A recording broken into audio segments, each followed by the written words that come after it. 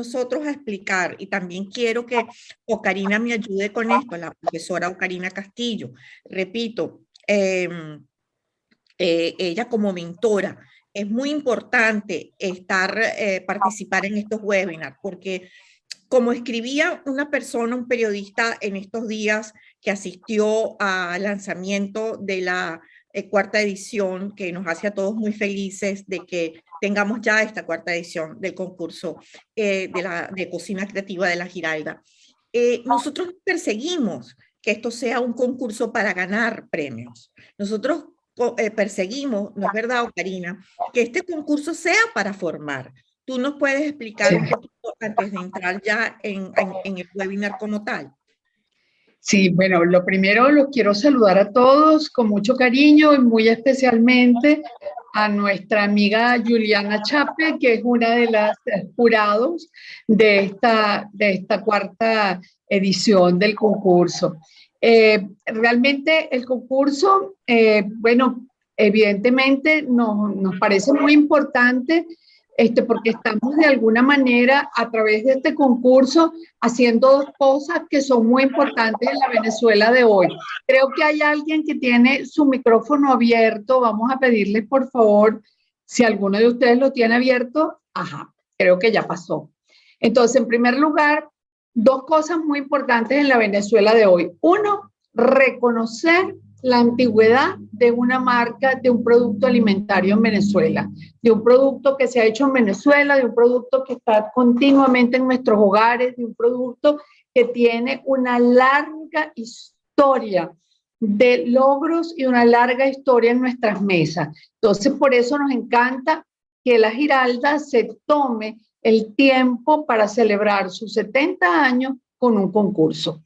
Eso en primer lugar. En segundo lugar, nos importa mucho que la Giralda haya seleccionado como tema de este concurso las regiones, porque efectivamente para todos los que trabajamos en el área gastronómica sabemos que el gran centro, el gran fogón, el gran lugar donde pasan las cosas más importantes de la gastronomía es en las cocinas regionales. Entonces, que hayamos tenido la oportunidad de celebrar este concurso enalteciendo las cocinas regionales es realmente una cosa que tenemos que celebrar con mucho entusiasmo. Y por supuesto, si estamos celebrando cocinas regionales y estamos celebrando sabores históricos y memoriosos en nuestras casas, eso tiene que ver con lo que decía la licenciada Zenobia Casa, eso tiene que ver con aprender. Entonces, ¿qué es lo que nosotros queremos? Que ustedes disfruten del concurso, que se arriesguen, pero sobre todo que aprendan. Y para poder trabajar sobre cocinas regionales, hay que tener eso que a nosotros nos gusta llamar inmersión. Inmersión es saber qué son esas cocinas regionales, cómo son esas despensas, cómo huelen, cómo saben, de qué colores son, cómo se les habla, cómo se les canta, cómo se les sirve, cómo se les prepara, cómo las comunicamos, de qué manera.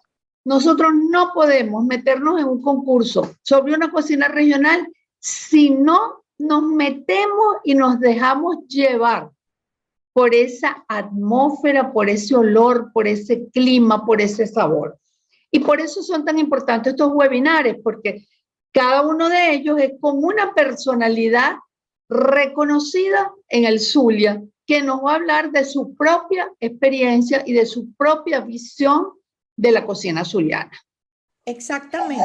Esto que está diciendo la profesora Ocarina Castillo me lleva a mí a decirles que nosotros hemos programado desde el punto de vista, o sea, a ver, quiero también explicar para los que no saben la participación de Chef Campus Venezuela como instituto culinario, somos los aliados en formación de este concurso. Y cuando planificamos este concurso con la Giralda, con nuestra prioridad de que nuestro interés fundamental era este tema de esto que ha llamado la profesora Ocarina, inmersión en el conocimiento de la culinaria venezolana. Siempre pensamos que lo más interesante, lo más importante era ir a conocer la despensa regional y rescatar de esa despensa regional, además, eso que ella llamó sabores, olores, etcétera, que estaban plasmados en recetas, muchas de las cuales se han desperdigado, no están, o las recordamos, las llevamos en la mente, pero se han quedado pues rezagadas en el tiempo. En cuanto a la publicación de esas recetas y en cuanto a practicar esas recetas, que son tradicionales de nuestros sabores locales, etcétera. Entonces, con Chef Campus, las tres primeras ediciones o las dos primeras ediciones fueron, se hicieron siguiendo un patrón de poner unas 10 o 20 recetas para que los estudiantes que ingresaran o las personas que no necesariamente fueran estudiantes, pero que tuvieran un amor muy grande por la cocina y quisieran inscribirse en estos concursos, pues tomaran esas recetas como una referencia y de allí pues crearan su propia receta. Con la profesora Ocarina, ¿qué estamos haciendo?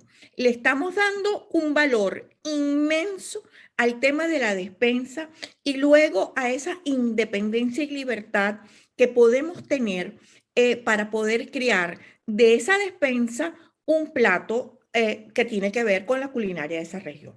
Entonces, de allí que sea tan importante poder tener esta, vuelvo a utilizar la palabra que me gustó mucho, Karina, inmersión en estos webinars, este aprendizaje que les estamos brindando a ustedes con muchísimo placer, con muchísimo gusto, para que ustedes nos acompañen en este viaje, en este trayecto, en esta travesía que es de sabores, de olores, de colores, de música, de contactar a personalidades de estas regiones. En este caso, la persona que tenemos invitada en la tarde de hoy es la licenciada Marlene Nava.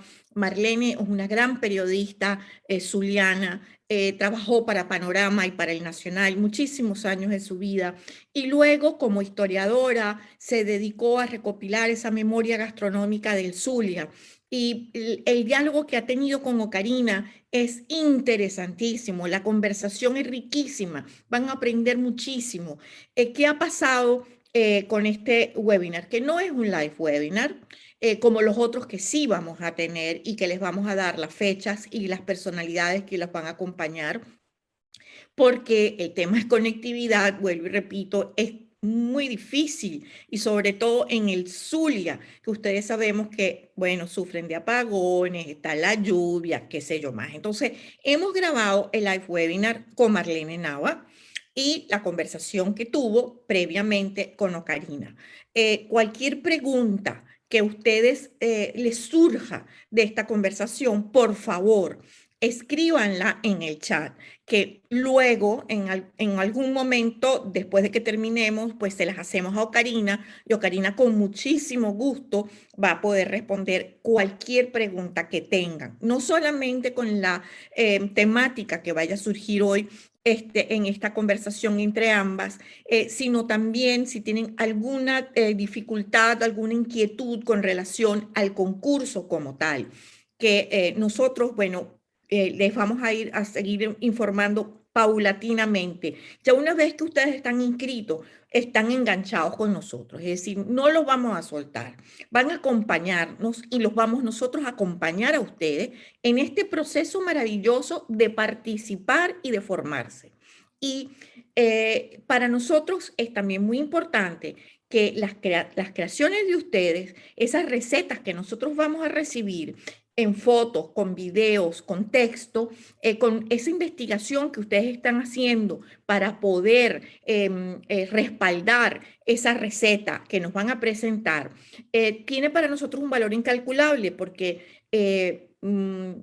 la Giralda va a producir con motivo de sus 80 años, que es en el 2023, no es así, Karina, en el 2023 que cumple la marca 80 años, y vuelvo a ofrecer disculpas a nombre de Ángela Mantione, que es la gerente de mercadeo de la Giralda y no ha podido acompañarnos hoy por el tema de conectividad, ella está en los Andes, va a producir un libro sobre todas las regiones de Venezuela y sobre esta travesía que hemos iniciado ya, que van por la 4ª edición, pero que va a terminar en el 2023, porque esta no es la última edición. Hemos empezado con la edición, la 3ª edición fue la región insular del norte de Venezuela. También tuvimos a Margarita, empezamos con la región de los Andes, quisimos empezar con los Andes porque allí es donde comienza esta historia de la Giralda.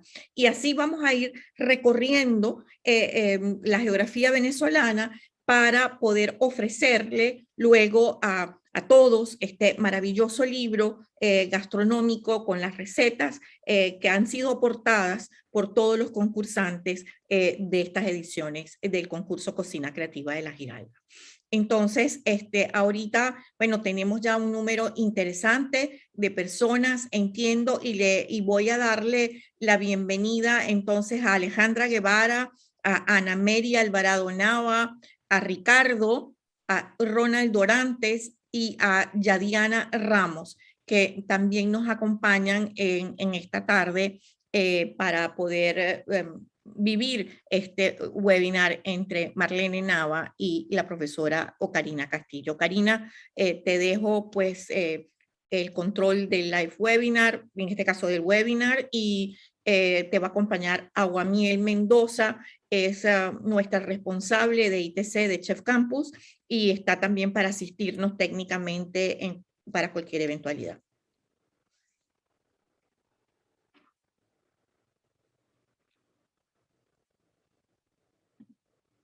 ¿Me escuchas, Ocarina? ¿Está silenciado, Karina? Gracias. Muchas gracias, Zenobia. Vamos a disponernos a escuchar la conversación con Marlene. Solo les quiero decir, sumando a la presentación que ya adelantaba Zenobia, que Marlene tiene muchísima experiencia y es la autora de un maravilloso recetario publicado en el año de 1999 que se llama La Cocina Zuliana. Ojalá pudiéramos tener la posibilidad de tener todo ese recetario a mano y poderlo compartir con ustedes. Pero allí está ella con su sonrisa, con su actitud, con su palabra, y vamos a disfrutarla. Y como muy bien nos dijo la profesora Zenobia, vamos a recoger sus inquietudes y sus preguntas y ya buscaremos la manera de que Marlene pueda respondérnosla y pueda también interactuar con ustedes. Muy contentos de estar en este momento comenzando nuestro primer webinar de la 4ª edición del concurso patrocinado por la Giralda, para celebrar con bombos y platillos y para celebrar incorporando a cocineros jóvenes el aniversario de la empresa La Giralda, que es una de esas empresas que históricamente ha estado vinculada a la alimentación venezolana.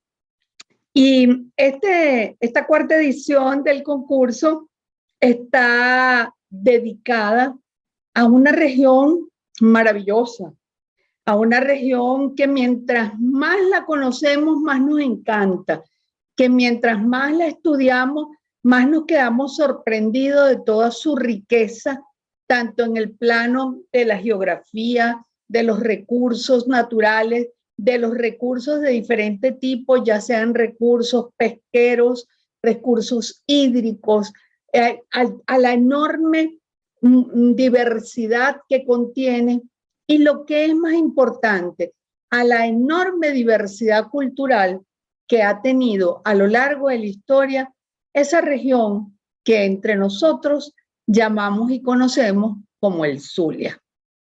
Entonces vamos a hablar un poquito del Zulia y vamos a hablar un poquito del Zulia para poder entender por qué la gastronomía zuliana es tan multisápida, porque la gastronomía zuliana es tan particular, tan mollejúa, habría quien dijera por allá, porque esa gastronomía es tan sabrosa, tan variada, tan diferente y tiene tantas cosas que ofrecernos.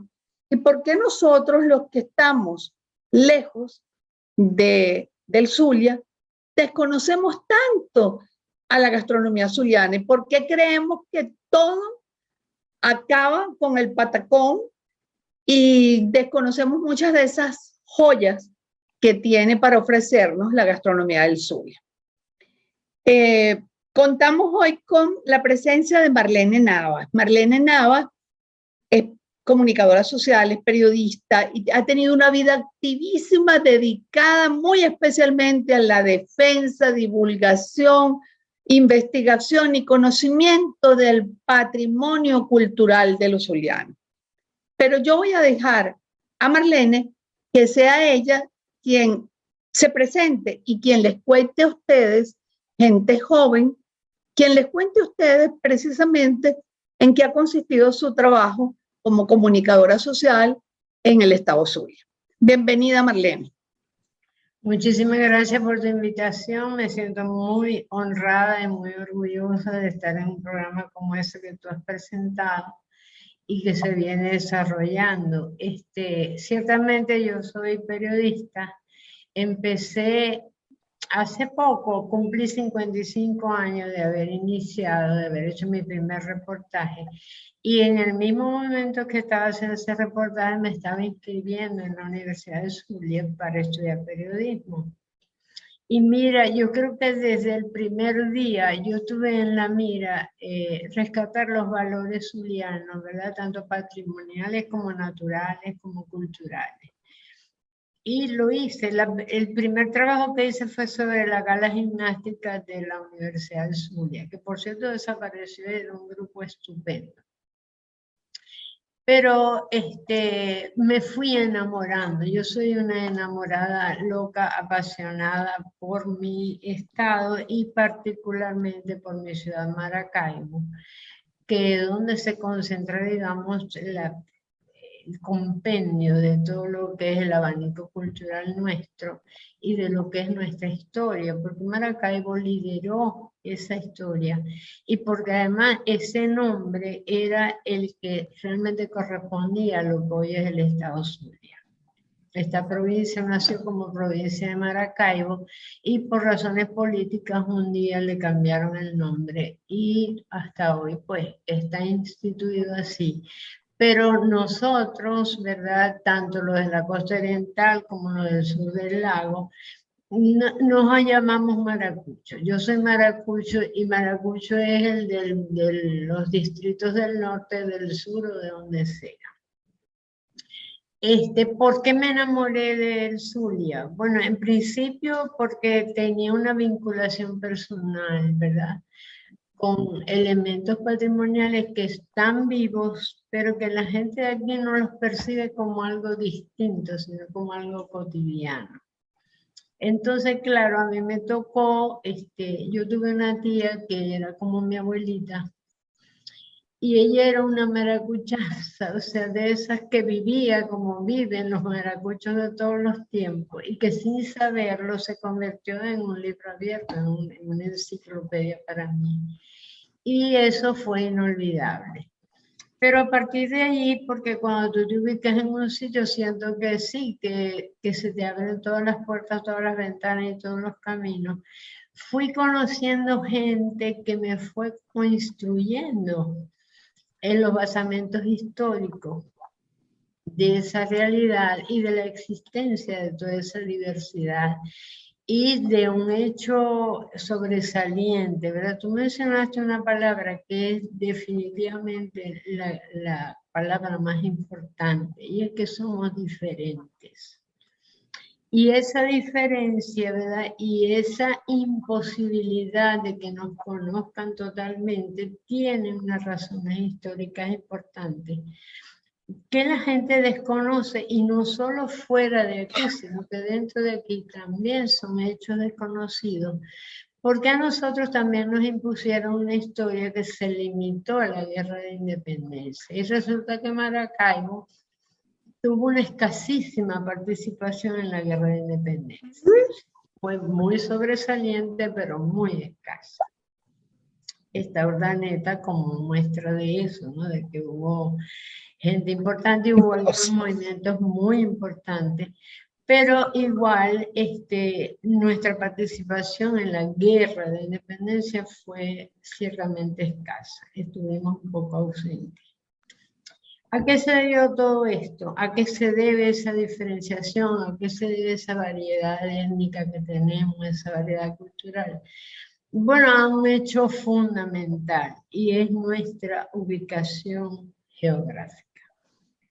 O sea, nosotros estamos ubicados, digamos, desde el punto de vista geopolítico, ocupamos un espacio importante, ¿verdad? Muy estratégico, inclusive así lo consideró hasta Simón Bolívar. Cuando él creó la Gran Colombia, pensó en Maracaibo como la capital de ese gran país. Claro. Porque él pensaba primero que era una ciudad equidistante de Caracas y de Bogotá, pero que además estaba abierta al mundo de esa época a través de su puerto.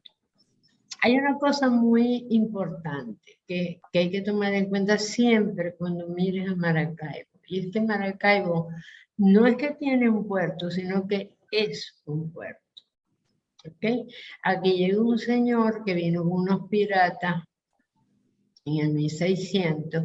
El señor se llamaba Esquemelin y él escribió el único libro de piratas que existe, que ha servido de base para todas las películas y todos los cuentos y todos los rollos, que se llama Piratas de América. Este Esquemelin lo tomaron como preso, como esclavo, un grupo de piratas en el grupo de Henry Morgan, en una isla de ahí del Caribe, y él se transó con ellos para prestarle servicio, pero que no lo vendiera. Entonces él le tocó andar con Morgan, estuvo en Panamá y él contó toda la ruina que hicieron en Panamá y luego vinieron a Maracaibo y a Gibraltar, que era el puerto de la zona de Gibraltar. Esquemelin dijo una frase profética. Él dijo que Maracaibo era el puerto más cómodo del mundo. Y tenía razón. O sea, Maracaibo era un muelle, es un muelle. Hay una zona donde ha habido muchísimas personas ahogadas por la misma razón, porque existe como una costa de inmersión donde no hay orilla, sino un declive, un abismo. Ok, eso por un lado le dio unas características que permitió que se estableciera unas rutas comerciales, ¿verdad? Con todos los puertos del mundo existentes durante la conquista y la colonización. Entonces, ¿qué pasa? Ajá, dime. No, oyéndote este proceso histórico que nos estás relatando, es perfectamente posible entender la cantidad entonces de influencias. Claro. Siempre fue receptora de muchas razas y de muchos credos. En todas sus épocas, incluyendo actualmente, o sea, todavía con todas las migraciones que hacia afuera, todavía hay gente que se viene acá y se establece aquí, incluyendo otros estados, no solo de fuera del país. Por ejemplo, cuando la industria petrolera se movió gente de Oriente, de Falcón, de los Andes, claro, se establecieron acá. Y ya estaban los alemanes que habían venido con la producción de café y cacao, y los italianos que vinieron en el siglo XVIII, y toda la vida ha sido un encuentro de razas. Pero además de eso, tuvimos una zona, ¿verdad?, dedicada al procesamiento, a la producción de caña, que exigía la presencia de esclavos. Entonces se trajeron africanos, no de una sola parte de África, sino de 40, o sea, de todos los principados de África. Entonces, ¿qué pasa? Que aún entre los mismos esclavos había diversidad de lenguas, diversidad de costumbres, diversidad de credos. Y ellos trataron de integrarse, ¿verdad?, por su necesidad de subsistencia y también por resistencia. Ellos armaron un movimiento de resistencia. Entonces, ahí quisiera hacerte una pregunta, Marlene. Yo conocí a Marlene hace muchos años por un artículo que Marlene escribió en la revista Bigot Sí. por allá por el año de 1996. Ajá. Y en ese artículo llamado En el caldero zuliano se cuece una geografía legendaria. Ahí fue la primera vez que vi a Marlene y que leí a Marlene. Y de ese artículo hay muchas cosas que me han quedado muy grabadas y que me gustaría oírla ahora de tus propios labios. Tú comienzas ese artículo de una manera maravillosa. Comienzas diciendo, a ellas las llamaban las marimachas. Las marimachas, sí. Aitas de los esclavistas cercenaron la negritud por casi un siglo.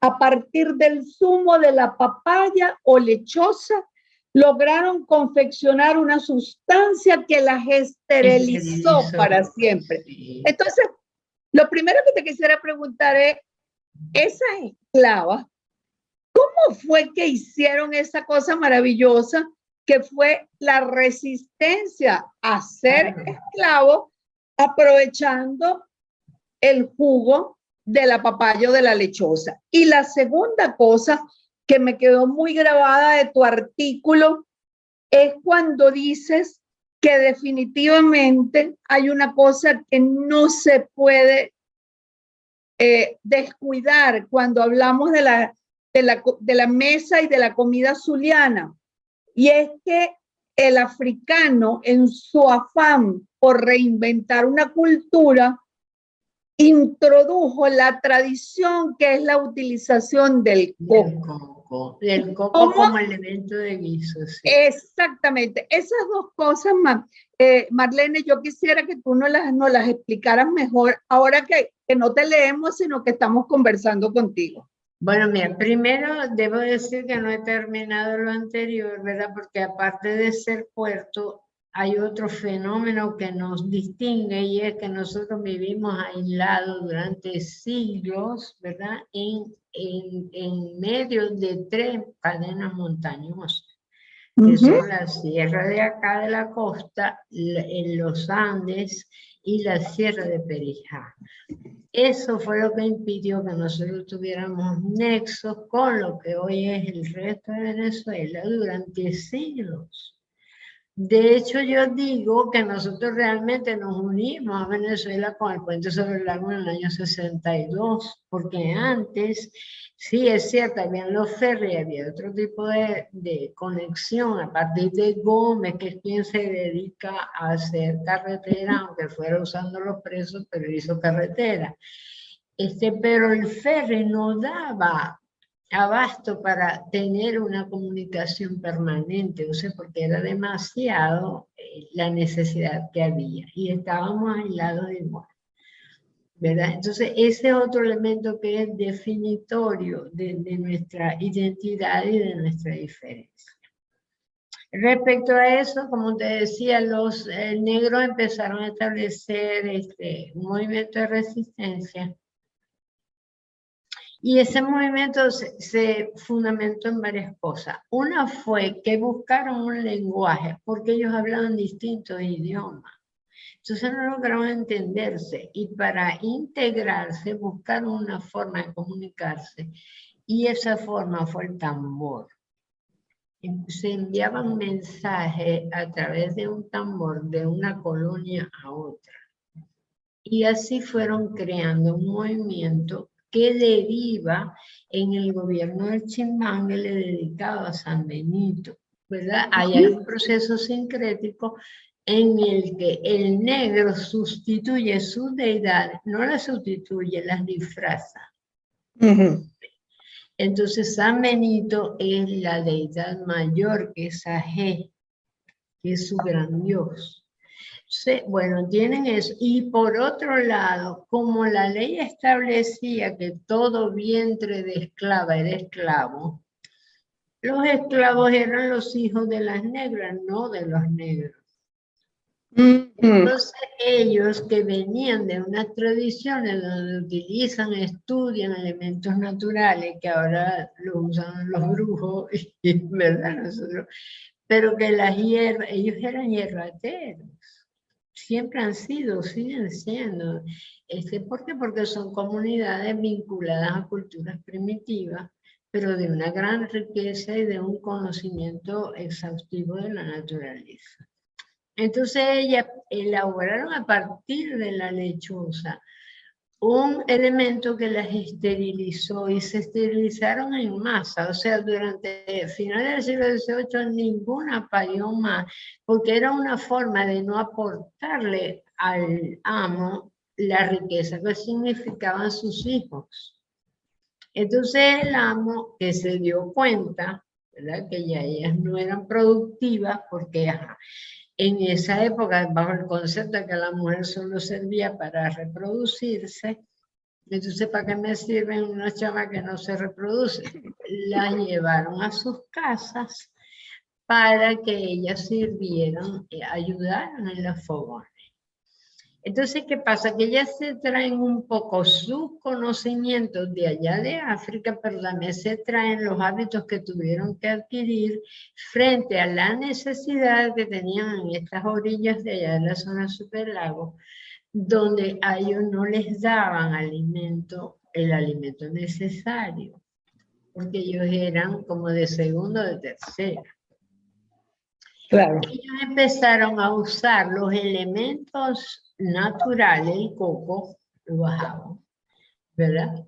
Empezaron a usar las vísceras, lo que botaban los amos. Empezaron a botar las vísceras, las usaban. Toda clase de vísceras. Empezaron a comer pescado, porque lo tenían allí en la orilla. Empezaron a comer cacería, estaba ahí en las sabanas, había mucha producción en ese tiempo. Y así fueron generando una especificidad en su comida que se fue haciendo hábito, o sea, ya lo adquirieron como cultura, porque fueron inventando una forma de comer en el que ponían un poco sus tradiciones, sobre todo en las técnicas. Las técnicas empleadas eran un poco las técnicas usadas en su tierra. Por ejemplo, en la zona sur del lago, un plato emblemático es el pescado embasurado. Ajá. Es un pescado que lo aliñan, lo rellenan, lo envuelven en hojas y lo meten con piedras hirviendo, con brasa de piedra en la tierra, y lo entierran. Es como un horno ahí artesanal. Entonces, ese tipo de técnica venía con ellos.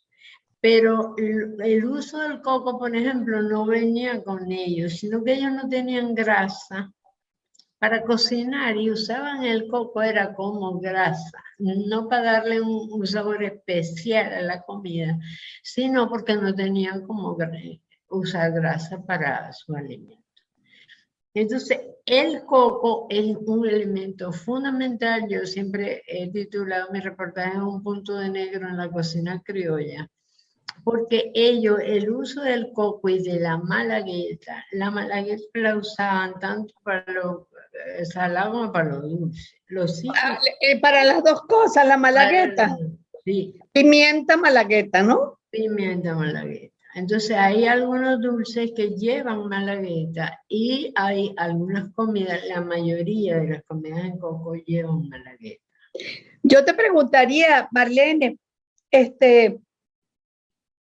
¿tú dirías que la gastronomía zuliana tiene como diferentes regiones en el territorio maravilloso que compone el estado Zulia?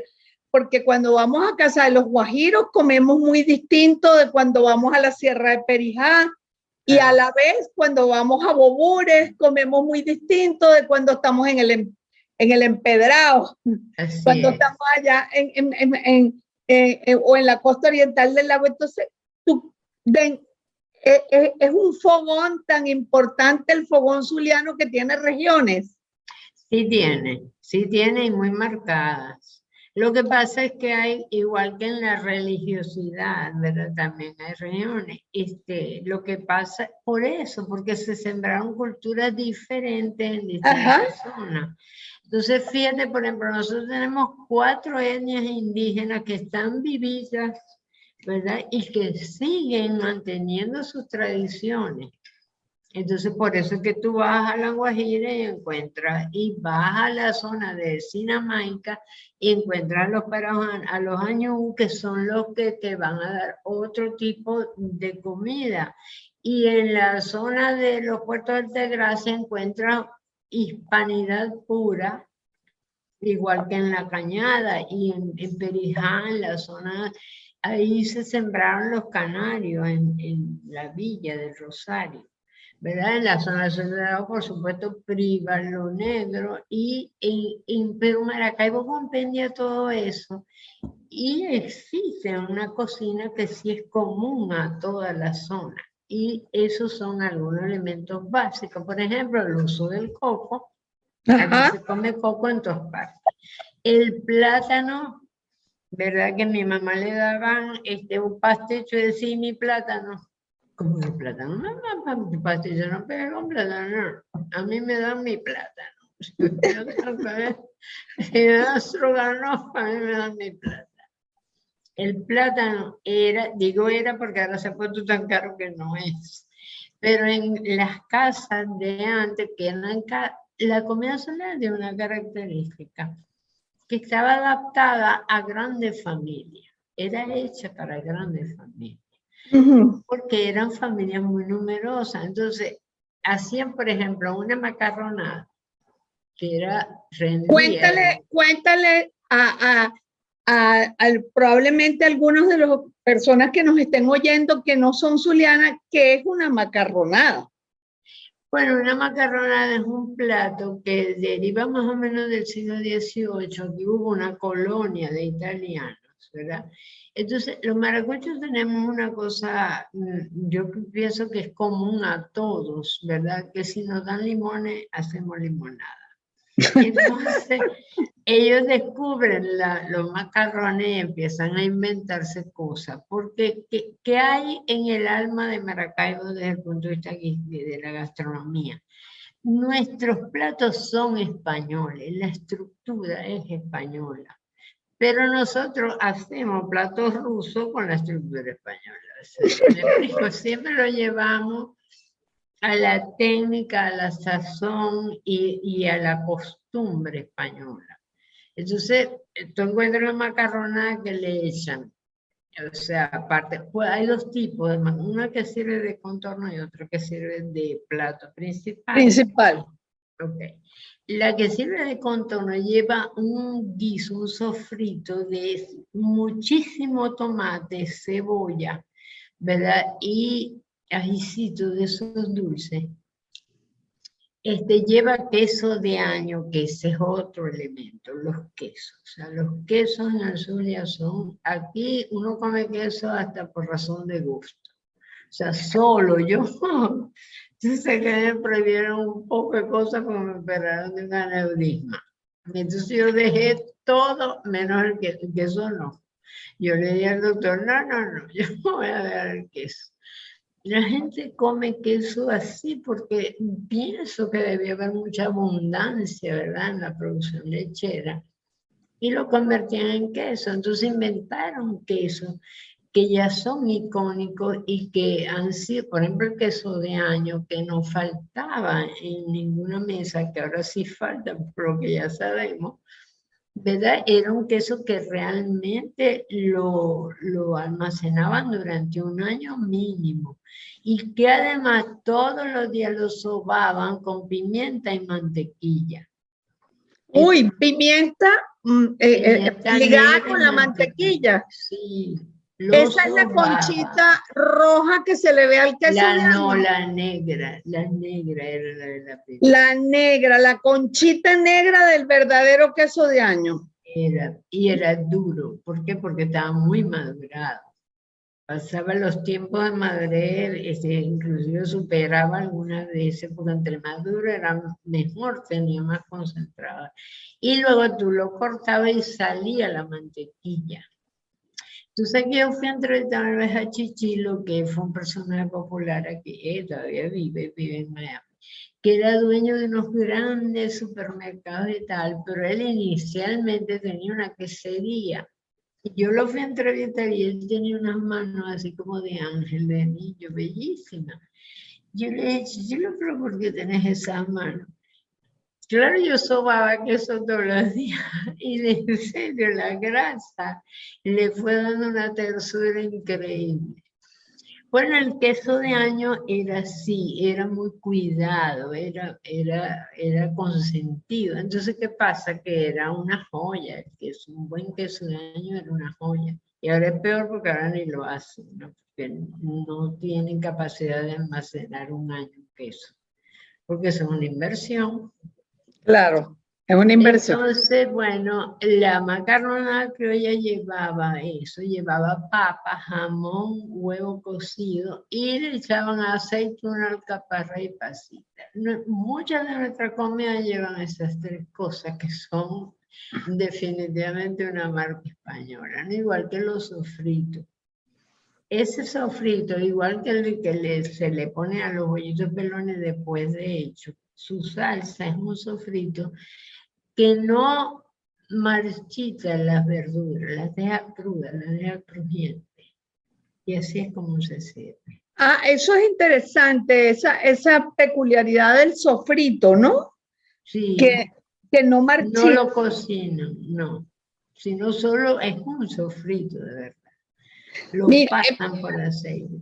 Ahora, ¿qué pasa? Que estábamos hablando de la macarronada. La macarronada luego se bañaba en huevo batido. Ajá. Se horneaba. Y la gratinaban con el queso de año por encima. Entonces, esa era la de contorno. La principal le agregaban un guiso, yo creo que de pollo era como más común. Era un guiso como el de la yaca, una cosa así. Le agregaban, pero era el mismo procedimiento. Ese era un plato rendidor que además tú tenías 10 hijos, le daba un pedazo de macarronada, es como un pastel, queda como un pastel. Claro. Y le daban un plátano a cada hijo. Ya está. Y el plátano, Marlene, es almuerzo, desayuno, cena y merienda. De todo, y dulce y postre, hay postres de plátano. Y dulce. Mira, Marlene, si tú le pudieras decir a los muchachos que nos van a escuchar, en la despensa maracucha, ¿qué cosas hay fundamentalmente en la despensa maracucha? Ya sabemos que tiene que haber queso y nos vamos a volver a referir a los quesos. Ya sabemos que tiene que haber plátano. Ya sabemos que tiene que haber coco. ¿Qué más tiene que haber en la despensa maracucha? Maíz. Lo que pasa es que ahora ha cambiado un poco eso, ¿no? Ha cambiado por la situación, pero normalmente, ¿qué era lo que había? Aquí son muy arroceros también. Ah, sí. Mucho arroz. Comen arroz con todo. Y es absurdo. A veces comen pasta con arroz. El arroz está también como el plátano presente en todas las mesas maracuchas. Y normalmente lo que llamaban salado, que era que más que usan mucho en verduras, los ajicitos dulces son muy buscados y muy usados. La cebolla en rama, que nosotros llamamos cebolla en rama, le llaman cebollín. Cebollín, ajá. Ajá. La cebolla de fuera, que es la redondita, y el perejil y cilantro, más o menos eso se usa. Y el ajo también tiene una presencia bastante pronunciada aquí en Zulia, en el Ajá. Aquí eran muy populares las cacerías, ¿verdad? Venían palomitas, hasta iguana allá en la Cañada comen iguana todavía. Y esas las capturan ahí en los montes, ¿no? ¿Y la iguana? ¿Y los huevos de iguana? También También los huevos de iguana, ¿verdad? Claro. Mira, yo recuerdo en La Guajira haber comido arroz con palomita. Arroz con palomita, claro. Arroz con palomita, para mi asombro, que me impresionó un poquito cuando me lo sirvieron, pero lo probé. arroz con palomitas, ¿no? Claro, esos son como especies de asopados que hacen aquí, no solo con palomitas, sino con otras aves y con algunas vísceras, por ejemplo, con el riñón. El riñón en arroz lo hacen y parecido, es el mismo procedimiento que utilizan con las palomitas. O sea que el arroz también en la despensa esa más o menos tradicional. Sí. ¿Qué otra cosa es tradicional en esa despensa? Bueno, el papelón. El papelón no es muy... No, el papelón lo buscaban cuando iban a hacer algo con papelón. O sea, a menos que había familia que sí que... Porque no había refrescos, entonces hacían el agua de limón con papelón. Eso también era muy común aquí. Era un refresco habitual y lo servían con las comidas. O sea, como hacen ahora con las botellas de refresco que siempre están ahí, ¿no? Claro.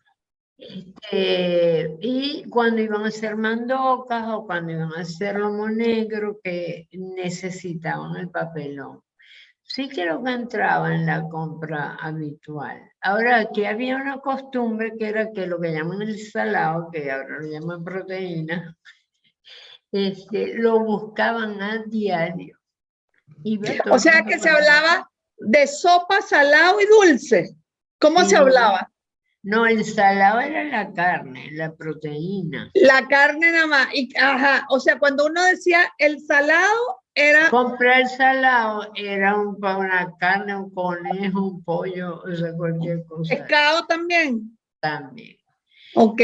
Y había la costumbre de comer sopa y comer comida. O sea, había sopa y seco, como dicen los tarantines por ahí, ¿no? Sopa y seco.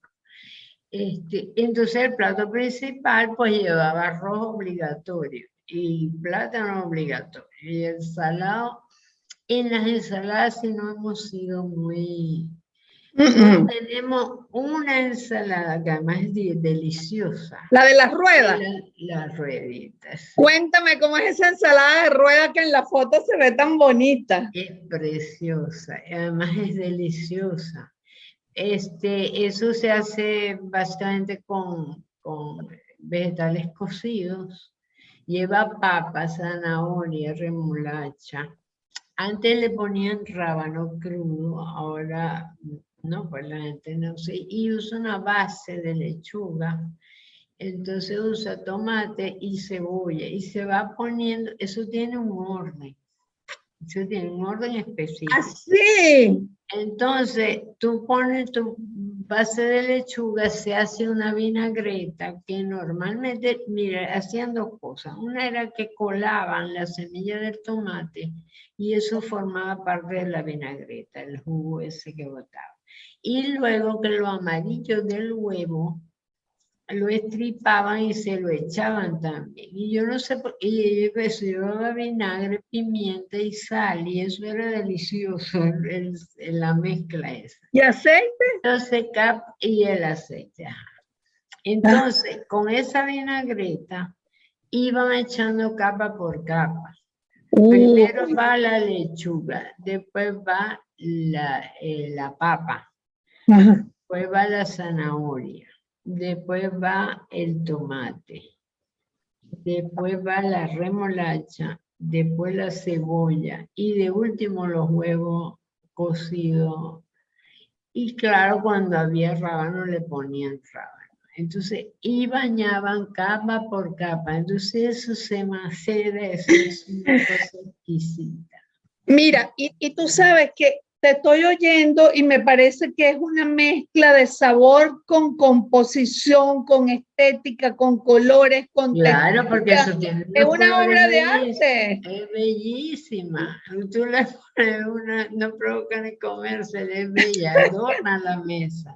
Cuéntame una cosa, ¿y cómo se hacía para servirla? ¿Por dónde se empezaba a servir esa ensalada de rueda? Como si fuera un pastel, tú la levantas y salen las ruedas una tras de otra, pues sirven los pedazos. Mira, sácame de una duda. ¿En esa despensa tradicional maracucha había yuca? Sí, había yuca, pero la yuca básicamente tenía dos usos. Uno era que la preparaban, por ejemplo, hacían buñuelos de yuca, que son una delicia, que sirven de postre, de merienda y son una maravilla. Espérate para preguntarte, Marlene, porque mire, Marlene me dijo un secreto. Marlene me dijo que ella se moría por dar unas clases de cocina. Sí, yo quiero hacer un taller, sí. Que ella quiere hacer un taller. Vamos a ver dónde conseguimos para que Marlene dé un taller de cocina, pero mientras tanto que nos dé un avance, ¿verdad? Entonces, ¿cómo son esos buñuelos de yuca? Simplemente la masa de la yuca sancochada. Sí, en la masa de yuca sancochada, la masa con harina. Ajá. Y se fríe. Ellos hacen como eso lo aprendí a hacer así, como unas bolitas. Se hacen ¿Con queso o sin queso? No, sin queso. Sin queso, solo la yuca con harina. Ajá, la yuca. Y se hacen fritas, las bolitas. Y después se meten en un almíbar de canela.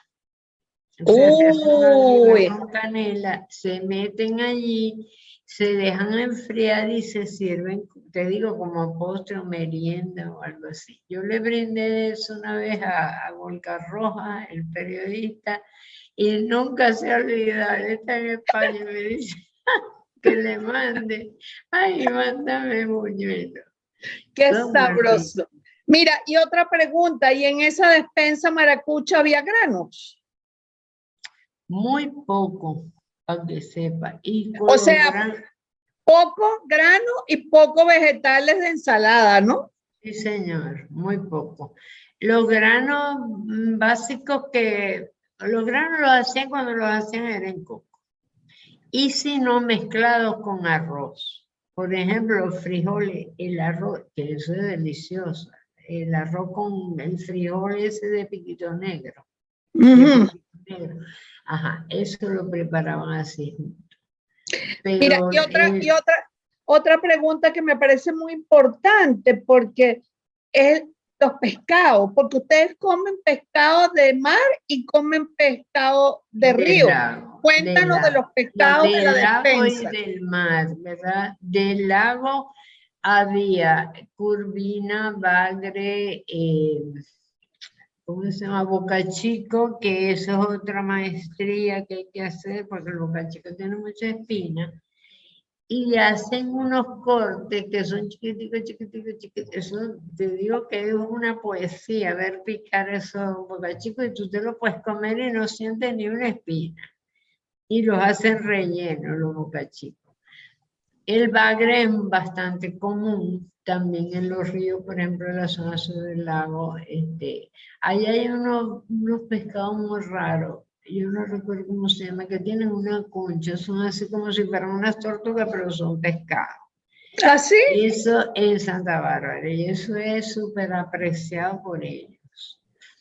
Y de mar, por ejemplo, como traían de Falcón para acá, era de mar abierto, o sea, jurel, atún, de carite, pez espada, todas esas cosas.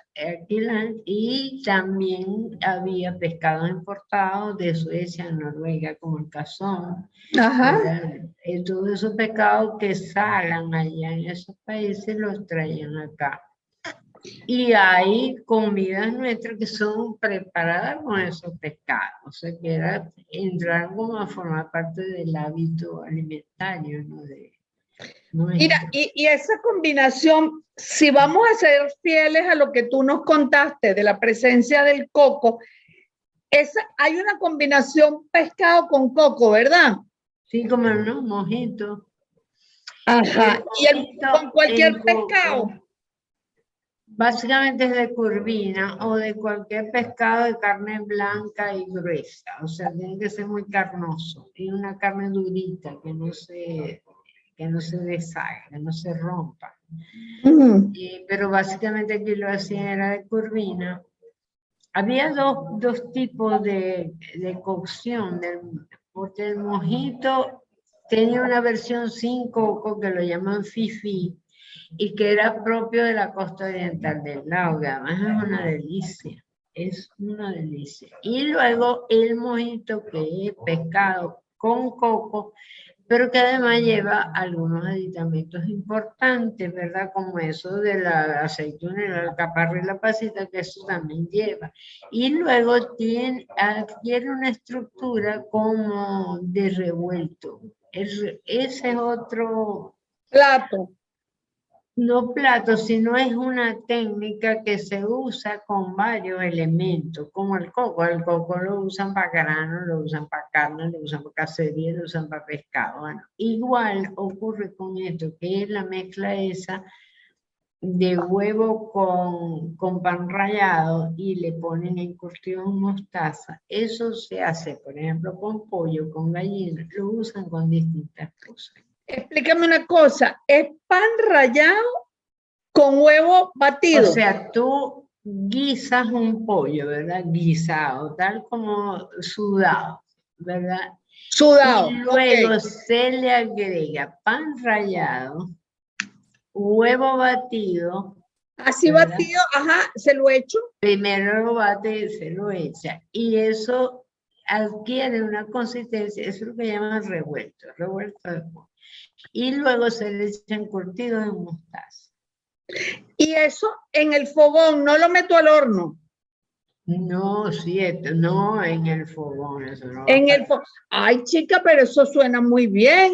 Eso y es riquísimo. Bueno, para mí es uno de mis platos favoritos, me encanta. Mira, yo eso creo lo que hacen también con pescado, por ejemplo, con atún, con cualquier cosa hacen esa técnica. Después de guisado le echan huevo y pan rallado. Y ese es el revuelto. revuelto, exactamente. Mira, Merlene, y tú no le has contado a los que nos están escuchando que tú tienes un bellísimo recetario publicado en el año de 1999. Sí, como no. Ahí hay 70 recetas que son comunes a todo el estado. Hay algunos reportajes y crónicas, por ejemplo, sobre el coco hay una crónica, sobre el queso de año hay otra. Hay también un glosario para los términos, porque nosotros tenemos otro modo de llamar las cosas y la gente no se presumía que iba a trascender la región y por lo tanto necesitábamos traducir. Y hay además recetas especiales de cada lugar, de cada municipio. Ajá. ¿verdad? Mira, ¿y será cierto eso que algunos autores dicen que quizás el municipio más de más salero o de más alcurnia gastronómica del Zulia es La Cañada? Podría ser, pero allá muchos de estos platos todavía perviven allá, porque es que quizá ha perdido mucho la tradición, primero porque es una ciudad más cosmopolita, más Claro. ligada al mundo, más invadida por todo lo que va y viene, aparte de la situación económica en general, y luego la presencia del petróleo nos cambió el modo de comer y de vivir y de ser y de todo. Entonces hay la presencia de muchísimos elementos que se fueron incorporando y que no eran usuales, pero que ahora sí son. Eso transformó un poco. Pero en esencia, yo diría que si no hubiera la mala situación, ¿verdad? Aquí seguiríamos apegados a nuestra tradición culinaria. De hecho, ahorita están haciendo un concurso, acaba de abrir la alcaldía un concurso que me encantó, ¿no? Que es el mejor pastelito de queso de Ajá. Okay. Ese tipo de cosas, tú en cualquier sitio aquí donde yo vivo, hay, no sé, 10 que hacen empanadita, pastelito, enfrente de una señora que hace sancocho los domingos, o sea. Y luego he observado otro fenómeno, que es que la gente que se fue del país está instituyendo nuestras tradiciones culinarias allá donde está. Me consta, me consta. Me ha pedido recetas de cosas que quieren hacer allá. Mira, Marlene, me consta porque tuve una hija viviendo varios años en Santiago de Chile, y cerca de su casa en Santiago de Chile había un negocio de fritura zuliana donde me encantaba porque podía comer yoyo, podía comer patacones, podía comer mandoca, podía comer pastelitos, podía comer de todo, y eso vivía así, y ya los santiagueños estaban empezando a sentirse fans de esa comida zuliana. Bueno, ese fenómeno se está registrando en muchos países, en muchas ciudades, donde quiera que haya un maracucho, están sembrando de nuestra tradición todo eso. Y eso es importante porque aquí se ha perdido mucho porque el poder adquisitivo, no te da una macarronada ahorita, cuesta una fortuna. Sí. Igual que, por ejemplo, es más, ha habido un fenómeno también que me hace mucha gracia, que le han cambiado el nombre a algunas cosas por razones obvias, ¿no? Nosotros teníamos un plato muy, muy tradicional, y además de esos platos rendidores para familias grandes, que se llamaba torta de maduro. Y ahora lo llaman pastel de plata. Torta de maduro, claro. No quieren llamar torta de maduro.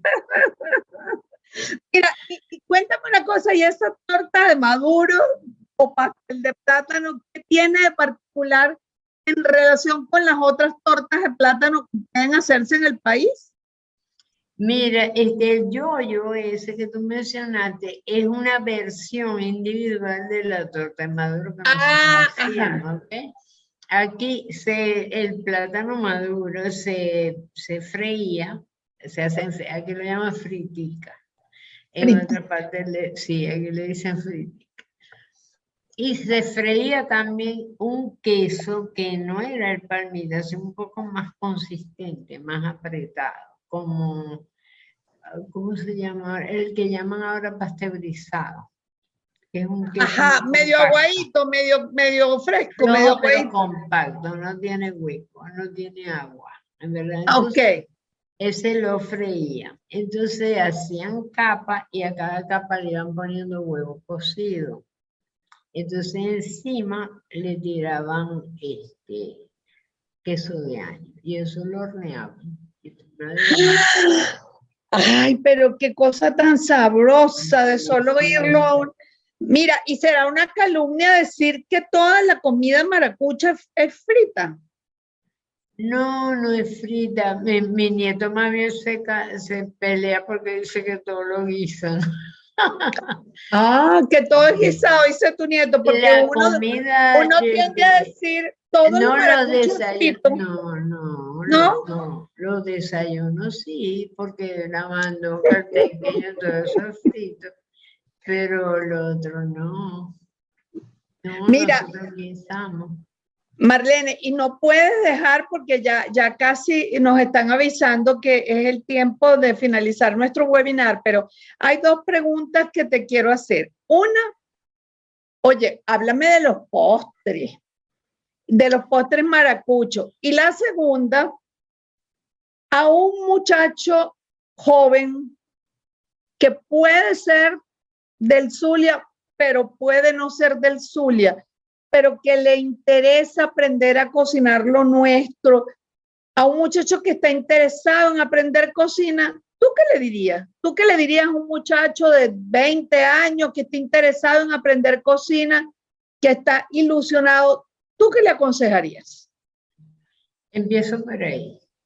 Yo le diría primero que la cocina, ¿verdad?, es un producto cultural que deriva de algunos hechos, de algunos acontecimientos, y que mientras no se vincule a esos hechos y esos acontecimientos, mientras no descubra el alma de la gastronomía, no va a ser bueno, nunca. Podrá ser otro tipo de cocina, pero la cocina tradicional tiene que fundamentarse en el conocimiento, ¿verdad?, de sus orígenes, en el conocimiento de la presencia cultural de algunos pueblos, ¿verdad? Que se juntan, que se separan, que se casan, que se divorcian. Eso tiene que hacer. Tiene que tener un basamento cultural que genera un credo, porque es que estas cosas son de pasión, de amor, no son de otra cosa. Sí, O sea, sí, no es pura técnica. no es pura técnica, no señor. Esto hay que ponerle muchísimo amor. Ajá. Y la otra pregunta era sobre los postres. Los postres nuestros son generalmente almíbares y generalmente están muy vinculados a la cocina española. Hay algunos que son exactamente iguales a lo que se produce en España todavía, porque allá las tradiciones se mantienen, por supuesto. Entonces, pues, esos almíbares, por ejemplo, como lo del, ¿cómo se llama? Los buñuelos. Estoy segura que eso fue un invento aquí, pero que tuvo su origen en un plato español, ¿verdad? Porque allá también hay buñuelos, pero no son de yuca, que agarraron la yuca y vamos a hacer buñuelos de yuca. Bueno, hay platos como el quesillo, por ejemplo, que a mí me han dicho gente de España que allá hay platos exactamente iguales, lo que tienen distinto es la presentación, pero la receta es la misma. El arroz con leche, por ejemplo, igualito, aparece en comelonas que hacían para ¿cómo se llaman? Las grandes saraos de los reyes. de los reyes. Eso ha mencionado Napoleón Bonaparte cuando estuvo en España, menciona la presencia del arroz con leche. Y de hecho es un plato que lo encuentra desde México hasta la Patagonia en distintas versiones, pero que el origen y los elementos son los mismos. Lo que hacen es disfrazarse con la localidad. Los huevos chimbos también, ¿verdad? Los huevos chimbos en España hacen un plato que se llama, a ver, no me acuerdo, o sea, tocinillo del cielo. Ajá. Exactamente igual la consistencia, el sabor, etcétera, de los huevos chimbos. Menos la forma, porque la nuestra es huevo. La forma, sí, porque además es que eso lo hacían en una, como ver ¿cómo se llaman? Los moldes para los ponquecitos, existían unos moldes que se llamaban chimberas, y ahí es donde hacen los huevos chimberas. Ahorita para conseguir una chimbera hay que hablar con papá Dios. O sea, no hay. No hay porque se perdió, o sea, porque ya nadie... Mira, pero el icaco sí es maracucho. Claro, le va un dulce exquisito. Y ay, riquísimo, esa almendra. Tú sabes que llegaron a producir pasta de icaco como ver una conserva. Y eso sí. Yo estoy tratando de localizar la receta para ver si lo reproduzco. Mira, y cuéntame del calabazate. Calabazate es el limonzón cristalizado con azúcar. Eso también hay que grabarlo, ¿no? Porque es una belleza. Preparan el dulce de limonzón, que ya es complicadito, porque él tiene un ácido que es muy... hay que ser muy preciso de quitarle, ¿verdad? Los ollejitos y eso, porque si no, coge el ácido. Ahora, una pregunta, ¿el limonzón es un limón agrio, amargo? Sí, es un poco amargo. Es un limón, pero sí, es un limón. Pero es grandote. No, pero es como ver una toronja. Es grande. Ah, es como es grande, ok. Sí. Entonces eso te lo hacen así como gajos grandes, lo cocinan, bueno, con panela, azúcar y tal, y una vez listo, lo cristalizan con azúcar. Es un paseíto que le van haciendo el almíbar, hasta que se cristaliza, pero queda adentro jugoso. Es una delicia. Eso es un choque de texturas, ¿verdad? Sí, señor. Yo pienso que es el rey de los postres soñados. Es una belleza. El rey, el limonzón. Mira, y para despedirnos ya, para brindar por este webinar tan bonito, por el orgullo que tengo de oírte, de poder conversar contigo. Ojalá que podamos estar en algún momento asistiendo a ese curso que tú quieres dar para brindar por todo eso. ¿Con qué cosa brindan los maracuchos que sepa a Maracaibo? Con ron, aquí son muy roneros y son cerveceros, porque el calor nuestro, ¿verdad? Además, aquí se produjeron cervezas importantes y se produce todavía la regional, pero también entra en la tradición maracucha la presencia de la cervecera que vinieron con los alemanes, ¿verdad? Porque los alemanes se sembraron aquí y nos dejaron un poco de cosas. Y entre esas cosas nos dejaron la cerveza, que es, olvídate, aquí todo el mundo, primero porque refresca y luego porque, bueno, porque alegra. Porque es rica. Sí, brindan más con cerveza. La cerveza es muy popular acá. Y está vinculada también la presencia de la fábrica de cerveza a todo un cúmulo de historias y de anécdotas. Por ejemplo, la cervecería Zulia estaba en el barrio donde yo vivo ahorita, que es el barrio tradicional del Empedrado, y la gente se regía su almuerzo por el pito de la Zulia. O sea, como ellos sonaban a las 12 para que salieran los empleados, a esa hora había que servir el almuerzo porque sonó el pito de la Zulia. Entonces, cosas como ese. Y luego, por ejemplo, también hubo muchas historias, digamos, de amor, por ejemplo, de parejas que salieron, de alemanes que se enamoraron de señoras de acá. Hay una historia hermosísima respecto a eso. Entonces, la cerveza también está muy presente en la mesa zuliana. Mira, en nombre de La Giralda y en nombre de todo el equipo, Chef Campus, Carolina, en nombre de todo el equipo que está llevando adelante este concurso, te manifiesto nuestro agradecimiento y el aprecio y el encanto de poder contar contigo esta tarde, y te dejo para que te despidas con un mensaje a estos jóvenes que seguramente quedaron como yo, con la boca hecha agua, y yo me puedo morir por un limonzón o me puedo morir por un huevo chimbo. Así que te dejo para que te despidas. Bueno, muchísimas gracias por haberme invitado. Me encanta hablar de mi estado, de mis cosas, de todo lo que yo me sé. Bueno, y quisiera, en verdad, estoy a la orden, a la disposición para cualquier asesoría o consulta que quieran hacer. Me encanta tocar el tema. Y bueno, el consejo es ese, que tienen que enamorarse de lo que hacen, porque si no, no caminan. Tenemos que tocar el alma de las cosas.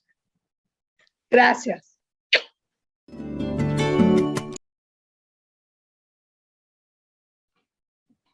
Bueno, ¿qué les ha parecido? Creo que todos hemos disfrutado enormemente esta explicación. Tuvimos al principio un poquito de baches con la conexión con el video que estaba, a veces se oía un poco bajo, pero también la señora Nava es una persona mayor y bueno, no solamente se oía su audio estaba bajo, sino que también pues el tema de que es una persona pues mayor. Pero ha sido, Oscarina, un documento histórico, yo diría que fundamental para aprender sobre cocina zuliana. Yo estoy, pero pasmada, espantada y maravillada. O sea, yo la verdad, aparte de que me dio un hambre horrible, pero te voy a decir, o sea, aquí decía Manuel Urbina, creo que era Manuel, que hablaba y decía, bueno, hasta el orden de la ensalada de rueditas. Sí, señora, hasta el orden, la composición, la estructura. La distribución, la estructura. Y sabes que yo hasta me la estaba imaginando de diferentes formas, ya una forma como más creativa, o sea, menos tradicional, o sea, saber cómo hacerla tradicional es un valor grandísimo, pero luego también me la imaginaba, o sea, cómo lograr pues esto mismo de una manera pues diferente, pero además todo lo que dijo y esta influencia española en la cocina zuliana, qué interesante, ¿no? Yo creo que es muy rica y creo que de verdad descubrir estas cosas y esta variedad es realmente maravilloso porque uno lo hace ahora respetar mucho más la comida zuliana. Porque tú descubres, mira, eso, un buen pescado embasurado o empaltolado, como lo queramos llamar, resulta que ahí está concentrada toda una historia del sur del lago de Maracaibo, que tiene que ver con toda una memoria, que tiene que ver con una cantidad de cosas, que tiene que ver con una cantidad de procesos ecológicos, sociales y de migraciones. Entonces, ahora uno, de solo imaginarse el plato, uno se siente realmente sobrecogido, ¿no? Entonces yo creo que es muy importante porque eh, a mí siempre me gusta insistir en que cualquiera de nuestros platos no es solamente una comida exquisita, no es solamente una preparación técnicamente muy bien hecha, sino que cada plato de comida venezolana es un texto de geografía, de historia, de antropología, de memoria, es un pedacito de país. Entonces, Sí, cuando oímos a Marlene que nos habla de esto, fue ese país que es el estado Zulia, bueno, aproximarnos tan solo y aprender a verlo como lo que es de verdad un estado de gran diversidad y de gran riqueza. así es. Y otra cosa que me llamó la atención de ella, que va con consono con lo que tú estás diciendo, es que cuando tú le preguntaste qué recomendación le daba a ella a los jóvenes cocineros, a los nuevos cocineros, a las personas que están empezando en este mundo de la cocina, y que ella dice, la cocina no es pura técnica, hay que sentirla, tener esa pasión por lo que se hace, ¿no? Y luego al final también volvió a decir, hay que enamorarse, ¿no?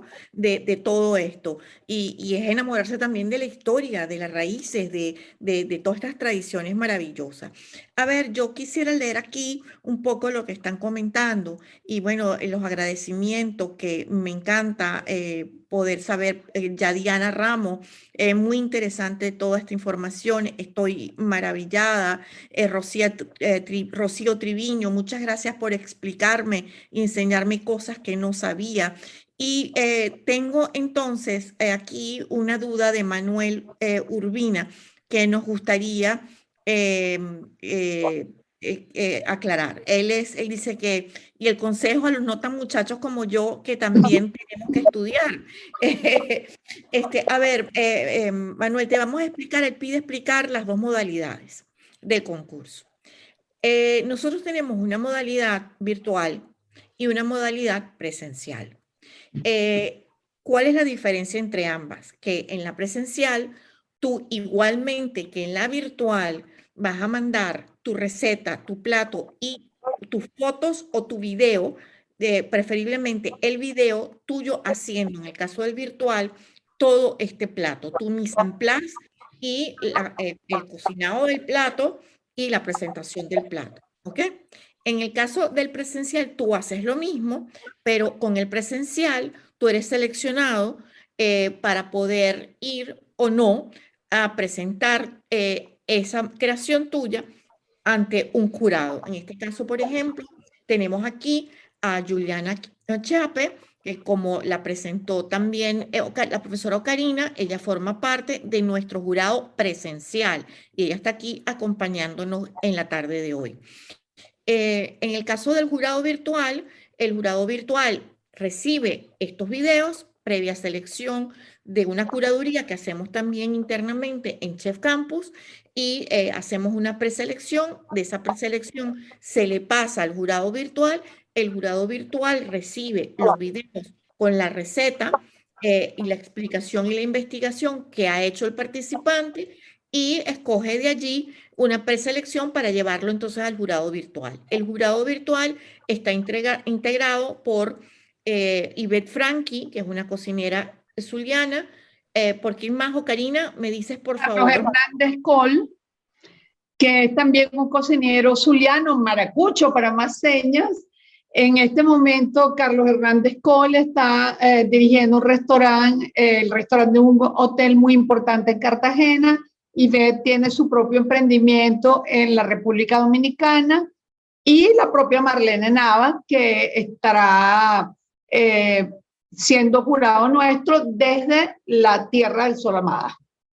Entonces, ese es el jurado virtual, es decir, que tú, Manuel, que te inscribiste ¿por qué estamos dando la oportunidad de la modalidad virtual? Porque queremos abarcar toda Venezuela y entonces las personas que no son de la región o que no viven en Caracas, bueno, tienen la oportunidad de participar de manera virtual.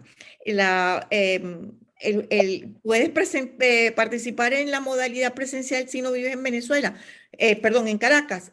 Bueno, sí, pero tienes que trasladarte a Caracas en el caso de que seas preseleccionado para ir a la gran final.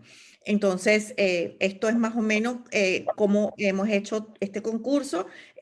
Y no dijimos el jurado, perdón, el jurado presencial, Dilo. dijimos solamente Juliana Chape, pero también nos van a acompañar ese día la magistral cocinera Mercedes Oropesa y el personaje de las redes en Venezuela y en Caracas. Ese personaje comunicólogo, experto en redes, experto en medios y que sabe muchísimo de cocina, Luis Carlos Díaz. Así es, y ellos nos van a acompañar. La gran final es en la sede de Chef Campus Venezuela, en Santa Eduvigis, y bueno, tienen la oportunidad ese día de presentar esa receta que ha sido ese plato preseleccionado. ¿Y qué buscan en las recetas para quedar por lo menos preseleccionado? Esa es una gran, pero gran pregunta. A ver, Karina. Y Juliana, podemos quitarle el mute a Juliana y que también Juliana pueda decir qué espera ella de un plato. Juliana, ¿qué esperas tú de un plato para quedar por lo menos seleccionado? ¿Está allí, Juliana? Sí, ya, ya va a poder hablar. Ok, sí, que no tenía el micrófono silenciado. Mira, bueno, me interesa muchísimo este tipo de webinars como el de hoy porque aprendemos mucho más de lo que es cocina zuliana, que además es una cocina tan rica y tan llena de sabores y de tradiciones y de fusiones culturales y de migraciones que incluso no se han dado en otros estados de Venezuela. En el caso de cocina creativa, bueno, como lo dice su nombre, es creativa. Hay que ver cómo se transforman en unas versiones modernas y también muy personales aquella tradición, esta tradición que nos han estado contando bueno, los invitados. Entonces, es lo que yo quisiera, ¿no? Una buena técnica, pero que resalte la creatividad y a la vez las tradiciones. No parece fácil, es que ahí está el reto. Sí, yo sumaría,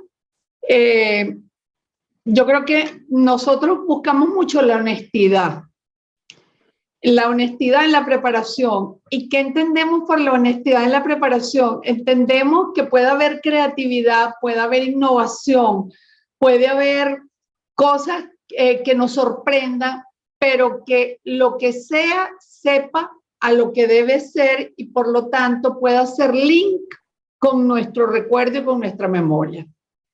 Es decir, como le oí decir una vez a Andoni Luis Aduriz, más o menos refiriéndose a esta misma pregunta o algo parecido, bueno, puede haber innovación, puede haber creatividad, puede haber el toque del cocinero o del entorno donde está, pero tiene que permitirnos hacer el contacto con el sentido original de ese plato. Si es un patacón y no hay manera de que logremos hacer el link con nuestra memoria del patacón, ahí falló la cosa, ahí algo salió mal. Tiene que tener ese link, tiene que de alguna manera con todo lo nuevo que pueda tener, pero tiene que lograr que nos suene o puede ser un plato totalmente original, pero con la despensa zuliana, donde haya coco, donde haya papelón, donde haya el pescado de río o de mar, donde haya algún otro carne, de las muchas carnes que se consumen, donde haya queso zuliano, es decir, donde todos los ingredientes nos hablen de esa despensa, de esa región que es tan rica. Bueno, aquí Manuel, que fue quien hizo la pregunta, dice, nos ponemos las alpargatas porque el concurso es joropo. Así Pues es, sí, a bailar se ha dicho. yo sí creo. Por eso hablábamos al principio, con mucha razón, de que esto no es un concurso más de cocina para ganarse unos premios. Yo quiero también, o en este momento, hablar de los premios. Eh, por supuesto, hay una recompensa a este trabajo que ustedes van a presentar. Y es lógico, porque para eso también se hacen los concursos. Van a ver, Chef Campus va a entregar 3 premios en lo virtual y 3 premios en el presencial. Igual la Giralda, 3 premios en el virtual, 3 premios en el presencial para primero, segundo y tercer lugar. En el caso de la Giralda son cestas de productos con unos valores muy específicos y unas cantidades de la variedad de sus productos. Y en el caso de Chef Campus, nosotros otorgamos cursos de formación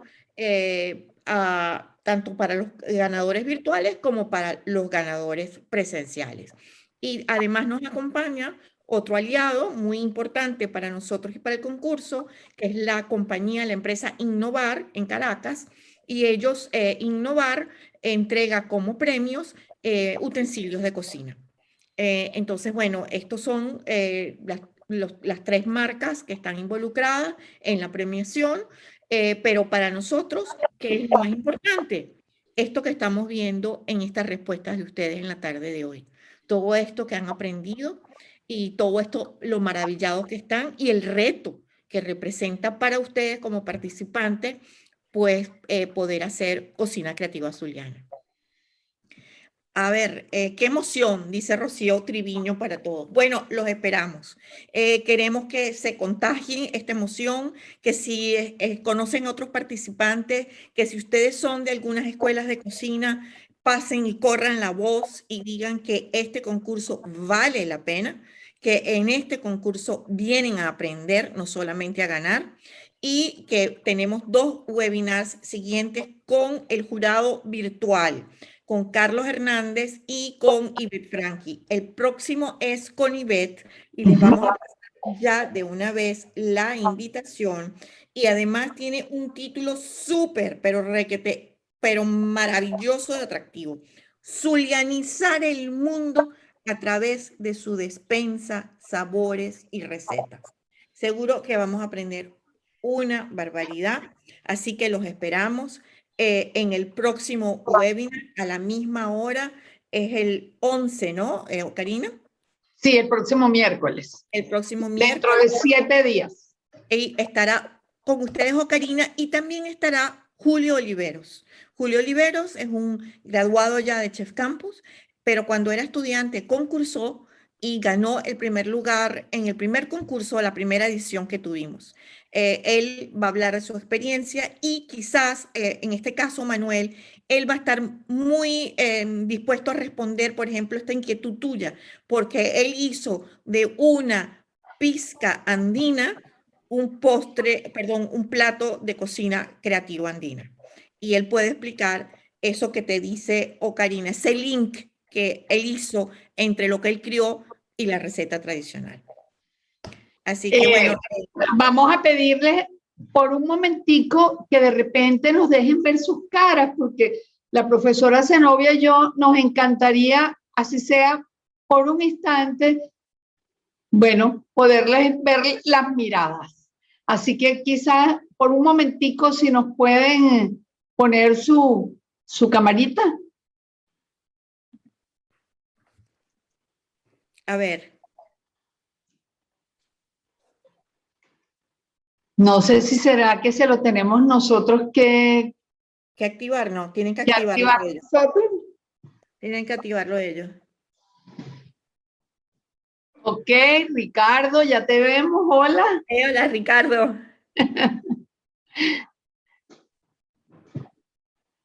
Vamos a ver. A Yariana, a Ajá, Rocío. Rocío. Y Ana Aquí está Ana Mary. Mary. Mira, ¿ves cómo cambia cuando los podemos ver? Muchísimo, muchísimo. La Diana está por allá, pero está en penumbras como la canción. Yariana tiene que prender la luz. Vale, muy bien, muy bien. La Diana, muy bien. Manuel. Ajá. A ver, Manuel, que has participado tanto, vamos a verte la cara. ¿Será él el que nos dijo que no tenía cámara? No sé. Ana Mary. Ana María estuvo un momentico y la apagó, la desactivó. Ahí Aquí está. estamos, muy bien. Otra vez. Manuel, nos falta Manuel. No No tengo tengo. cámara, una pena, no tengo. Ok. Ya te veremos en otra. Bueno, muchas gracias. Me encanta que haya sido para ustedes un buen rato. Me alegra mucho. Bueno, y ahora a pensar, tienen que comenzar a pensar en qué es lo que quieren hacer. Buenas tardes para todos y muchísimas, muchísimas gracias por participar en Cocina Creativa. Chao.